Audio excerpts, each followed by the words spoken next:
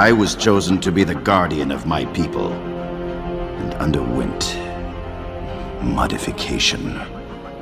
I became Beta Ray Bill, the pinnacle of Corbinite genetics and technology.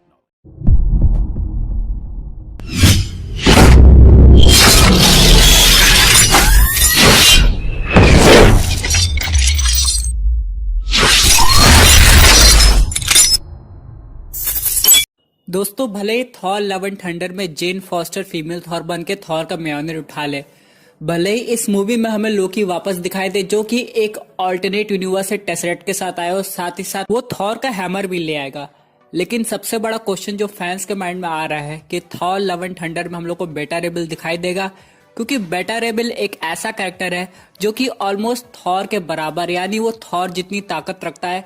और तो और comic book में बेटा रे बिल ने अपने आप को वर्दी भी प्रूव किया है। तो दोस्तों, आज की इस वीडियो में हम लोग जानेंगे बेटा रे बिल की ओरिजिन स्टोरी क्या है, साथ ही साथ बेटा रे बिल थॉर 4 में कैसे इंट्रोड्यूस हो सकता है। तो दोस्तों, वीडियो को अभी से लाइक कर दीजिए, क्योंकि आप लोग बेटा रे बिल की ओरिजिन स्टोरी में खोने वाले हैं। साथ ही साथ जो लोग मेरे चैनल पर नए आए हैं वो हमारे चैनल को सब्सक्राइब करके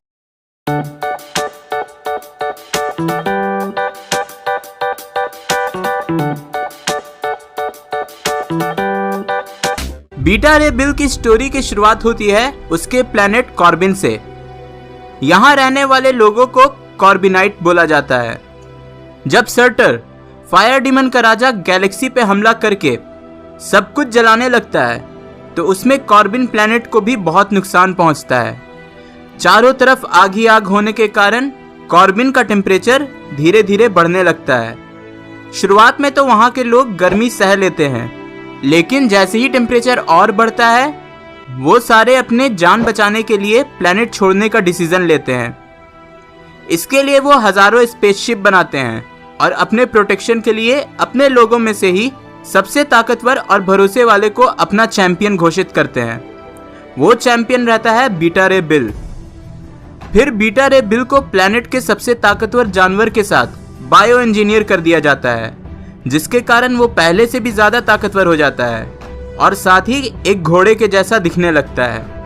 ये सब हो जाने के बाद सारे कॉर्बिनाइट्स प्लेनेट छोड़कर स्पेसशिप में आ जाते हैं ताकि एक नया प्लेनेट खोज पाएं और अपनी बची जिंदगी आराम से बिता सकें।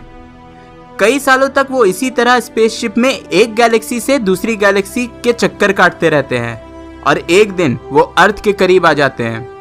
शील्ड की नजर इस शिप पे पड़ती है और निक फ्यूरी थॉर को चेक करने के लिए भेजता है कि इस शिप से उन्हें कोई खतरा तो नहीं। थॉर जैसे ही शिप के पास पहुंचता है तो देखता है कि ये तो एक वॉर शिप है जिसपे कई तरह के हथियार लगे हुए हैं। वो तुरंत शिप पे हमला करने की सोचता है, तभी उसके सामने आ जाता है बीटा रे बिल। फिर दोनों में जबरदस्त लड़ाई होती है। थॉर के पास म्योनिर होने के बावजूद बीटा रे बिल उसे बराबरी का टक्कर देता है। लड़ाई के दौरान थॉर के हाथ से उसका हैमर छूट जाता है और बीटा रे बिल हैमर की तरफ बढ़ता है और बड़े आसानी से उसे उठा लेता है।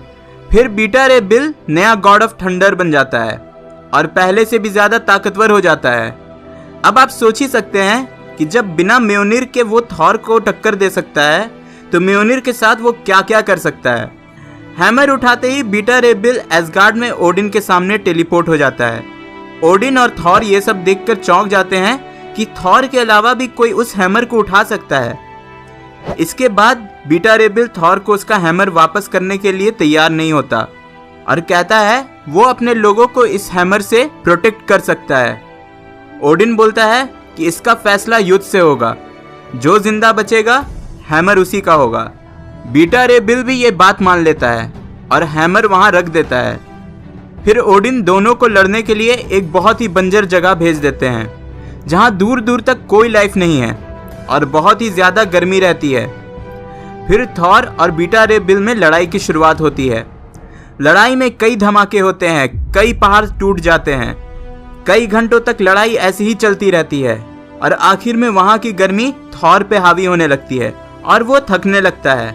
जहां पे थॉर गर्मी के कारण थक रहा था, वहीं बीटा रे बिल को गर्मी का कोई फर्क नहीं पड़ रहा था, क्योंकि वो कॉर्बिन प्लेनेट से है और उसे इतनी गर्मी की आदत है। थॉर हारने लगता है, लेकिन बीटा रे बिल को हैमर जीतने के लिए उसे मारना रहता है। फिर भी बीटा रे बिल ऐसा नहीं कर पाता। वो गिरे हुए थॉर को अपने कंधे पर उठाता है और ओडिन के सामने आता है। वो ओडिन को बोलता है कि थॉर अभी भी जिंदा है और मैंने अब तक जितनों से लड़ाई की है उनमें सबसे ताकतवर थॉर ही है। उसके बाद ओडिन से वो हैमर मांगता है। ओडिन कहता है, तुमने अपने आप को प्रूव किया है, लेकिन म्योनिर तुम्हारा नहीं हो सकता क्योंकि तुम थॉर को मारने में असफल रहे हो। ओडिन फिर कहता है, लेकिन तुम एक बहुत ही अच्छे और बहादुर योद्धा हो, इसीलिए मैं तुम्हें तोहफे में कुछ देना चाहूँगा। ओडिन बोनो को हुक्म देता है कि उरू मेटल से फिर से म्योनिर जैसा हैमर बनाया जाए। सारे बोने वैसा ही हैमर बनाते हैं और उसका नाम रखते हैं स्टॉर्म ब्रेकर। इस हैमर की शक्तियाँ बिल्कुल म्योनिर जैसी ही रहती हैं। फिर बीटा रे बिल इस हैमर को ले लेता है और अपने लोगों का सबसे ताकतवर प्रोटेक्टर बन जाता है। तो ये थी बीटा रे बिल की ओरिजिन स्टोरी। इसके बाद बीटा रे बिल कई बार कॉमिक्स में दिखाया है, जैसे रैग्नारॉक कॉमिक सीरीज में वो सारे एसगार्डियन के साथ मिलकर लड़ा है, गॉड किलर कॉमिक सीरीज में गैलेक्टस के साथ लड़ा है, एनहाइलेटर कॉमिक सीरीज में उसने सिल्वर सर्फर के साथ मिलकर एक टीम बनाई थी। अब हम लोग जानते हैं कि मार्वल सिनेमैटिक यूनिवर्स में ये स्टोरी कैसे बैठेगी। दोस्तों, हम सब लोग जानते हैं कि बेटा रे bill already Marvel cinematic universe में एग्जिस्ट करता है, चाहे वो एक छोटा सा ईस्टर एग क्यों ना हो थॉर रैग्नारॉक मूवी में।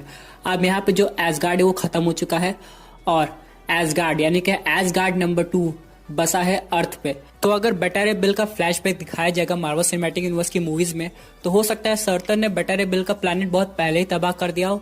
बाद में बेटा रे बिल कई साल से अलग अलग प्लैनेट खोज रहा हो और जब वो अर्थ पे आता है तो सही में निक फ्यूरी बेटा रे बिल को देखेंगे और यहाँ पे वैल्करीन, थॉर, बाकी सब लोग भी बेटा रे बिल से लड़ने जाएंगे और यहाँ पे बेटा रे बिल थॉर का स्टॉर्म ब्रेकर उठा लेगा। लेकिन आप लोग के सामने एक और क्वेश्चन आएगा कि अरे बेटा रे बिल थॉर का स्टॉर्म ब्रेकर उठाएगा और वैसे भी थॉर का स्टॉर्म ब्रेकर उठाने के लिए कोई वर्दीनेस की जरूरत नहीं पड़ेगी।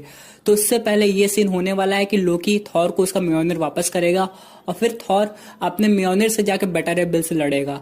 अब यहाँ पे बेटा रे बिल जैसे थॉर का म्योनिर उठाएगा, बेटा रे बिल वर्दी साबित होगा। लेकिन यहाँ पे फिर आता है कि ओडिन तो है नहीं, तो ओडिन कैसे डिसाइड करेंगे कि बेटा रे बिल म्योनिर रखेगा कि स्टॉर्म ब्रेकर रखेगा। तो दोस्तों यही तो बात है, यहाँ पे बेटा रे बिल की ओरिजिन स्टोरी लाइन सेम हो सकती है एज पर कॉमिक्स, लेकिन जहां बात रही उसकी थॉर के मैच की और वर्दीनेस साबित होने की, इसकी स्टोरी लाइन मूवीज में चेंज हो जाएगी। एक और थ्योरी सामने आ रही थी कि बेटा रे बिल सकार प्लैनेट पे कैसे पहुंचा।